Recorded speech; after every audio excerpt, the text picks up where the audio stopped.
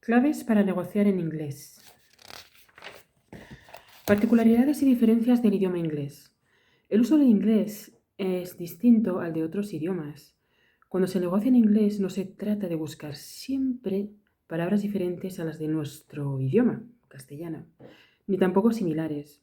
El inglés no es un idioma equivalente al español. Ningún idioma fue diseñado para ser fácilmente traducido a otro. Y si dos idiomas identifican un mismo concepto con distintas palabras, por ejemplo, mesa y table, se refieren al mismo tipo de mueble. Es por casualidad y no por intención. Cuando empezamos a hablar de conceptos más sutiles, es aún más difícil tener la seguridad de que realmente estamos hablando de la misma cosa, y eso sin mencionar los matices lingüísticos o sensibilidades culturales. Aquí es donde fallan las aplicaciones informáticas de traducción. En definitiva, al negociar en inglés es necesario cambiar toda la perspectiva de comunicación. La influencia del idioma en la forma de negociar. Según las teorías de los lingüistas Sapir, Whorf y Chomsky, la lengua materna de cada persona no solo nos permite expresar nuestras ideas, sino que impone su propia estructura a nuestra forma de pensar. La lógica intrínseca de cada idioma, que es diferente a la de las demás lenguas y que se manifiesta claramente en su vocabulario y gramática, impone una especie de configuración cognitiva a sus hablantes. Según las peculiaridades de este esquema, interpretamos el universo, pensamos y luego nos expresamos. Por tanto, dos personas que comparten la misma lengua materna realmente tienden a pensar de una manera parecida. Cuando dos personas encuentran que instintivamente se entienden, a menudo dicen, tú y yo hablamos el mismo idioma. Relacionamos intuitivamente la manera de hablar con la manera de pensar. Por el contrario, cuando nos encontramos con alguien que habla otro idioma, esa persona no solo se expresa de otra manera, sino que realmente piensa de otra manera. Un ejemplo que ilustra este fenómeno es el idioma japonés. Normalmente, en este idioma no se distingue entre tú, yo, él, etc. Los verbos se emplean sin hacer referencia al sujeto. Se enfatiza en lo que se hace y no en quién lo hace. Esto coincide con la práctica japonesa del trabajo en equipo y el consenso. A la vez que puede explicar por qué es tan escaso el número de grandes líderes japoneses, de la misma manera, el japonés no tiene tiempo futuro. Solo se puede hablar de lo que puede que suceda, en lugar de lo que sucederá. Esta forma de comunicarse coincide con la estrategia corporativa japonesa, que trata de sugerir más que de ser explícita. El futuro se descubre sobre la marcha y la estrategia está en evolución constante. El idioma impone su configuración cognitiva a sus hablantes. Ven el mundo y piensan de acuerdo con las características de su idioma.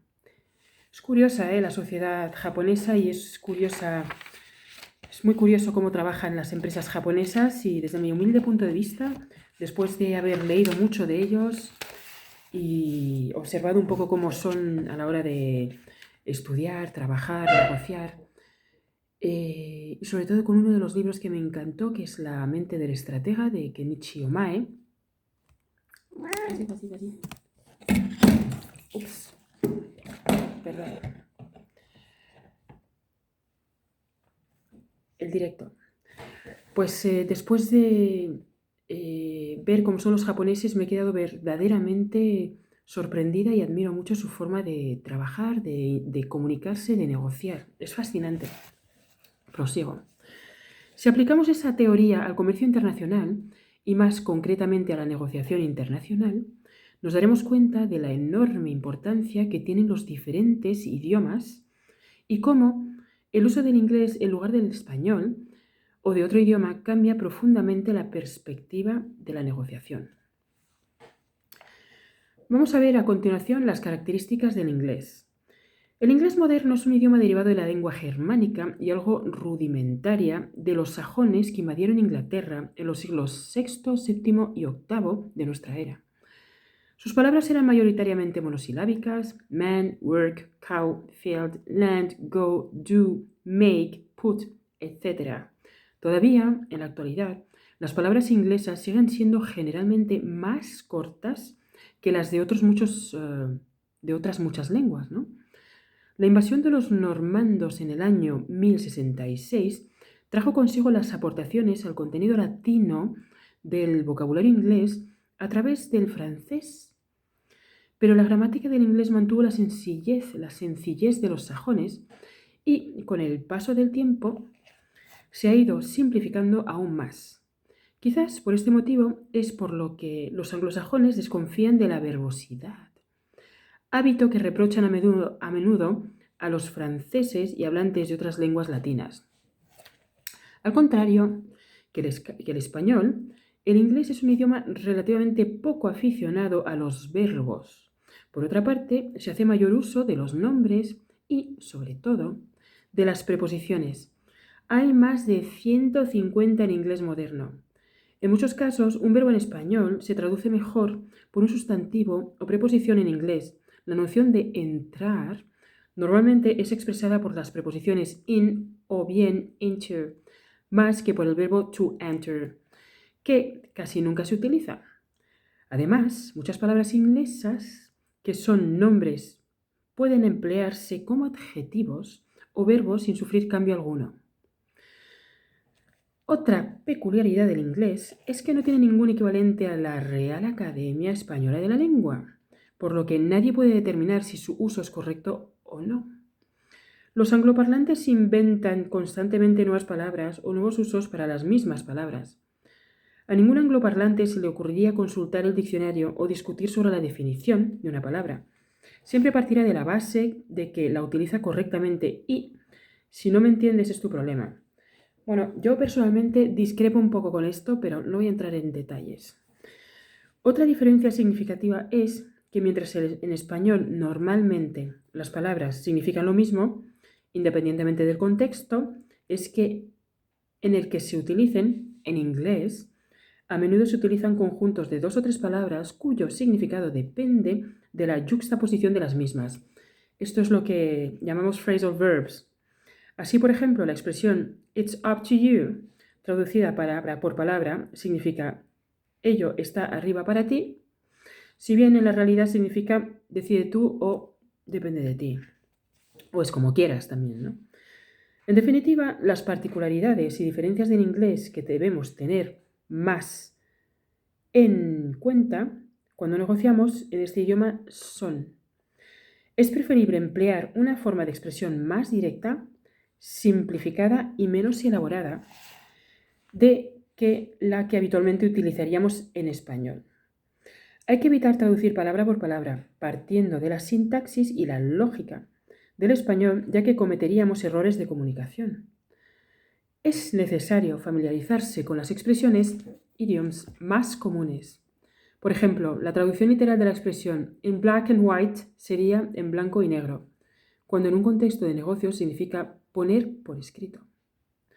Si además negociamos con angloparlantes, ingleses, estadounidenses, australianos, también es recomendable ser más directo en el uso del idioma. Para los angloparlantes, las ambigüedades y los eufemismos no forman parte de su forma de comunicarse. Si queremos decir "lo voy a estudiar" para expresar delicadamente nuestra duda acerca de una propuesta, no digamos "I look into it", porque entenderán que realmente lo vamos a estudiar. Es mejor decir "I'm not sure about this or that", o "I need some time to think about that". Sentirse más libre en el uso del idioma. Si queremos mejorar nuestra comunicación en inglés, debemos tomar más libertades a la hora de expresarnos, tal y como hacen, los angloparlantes. Por otra parte, si no entendemos algunas de sus expresiones, no tenemos que tener reparo en pedir aclaraciones o explicaciones. Bueno, para mí esto es fundamental, es decir, cada idioma es de su padre y de su madre, como dicen, ¿no? Y cada idioma tiene sus idiomáticos, sus expresiones, y es fundamental que la comunicación sea lo más clara, precisa y concisa posible. Y efectivamente, como bien ha dicho el autor de este libro, es menester aclarar todo. Es decir, si no se entiende, preguntar, no tener reparo ni duda alguna en preguntar. Lo que he detectado es que muchas veces cuando empresarios o empleados tratan de hablar o comunicarse en inglés, primero tienen vergüenza, no deberían. Y segundo, van como titubeantes, ¿no? Con cierto miedo y tampoco se debería debido a que hasta en castellano, hasta en España, por ejemplo, un español no es perfecto en su comunicación, es decir, la comunicación es perfecta en el conjunto de los hablantes. Y sucede lo mismo del otro lado, de la otra parte que negocia, ¿no? Esta persona o este grupo de personas, estos empresarios o con quien hagas tus negociaciones, no son masters del universo en su idioma siquiera y saben que efectivamente del otro lado hay o puede haber eh, trabas de comunicación, ¿no? Con lo cual ambas partes deben de ser realmente conscientes del esfuerzo que tienen que hacer para entenderse y todo ello con el fin de que la negociación sea lo más smooth, suave, vaya lo más rodada posible y que ambas partes ganen, ¿no?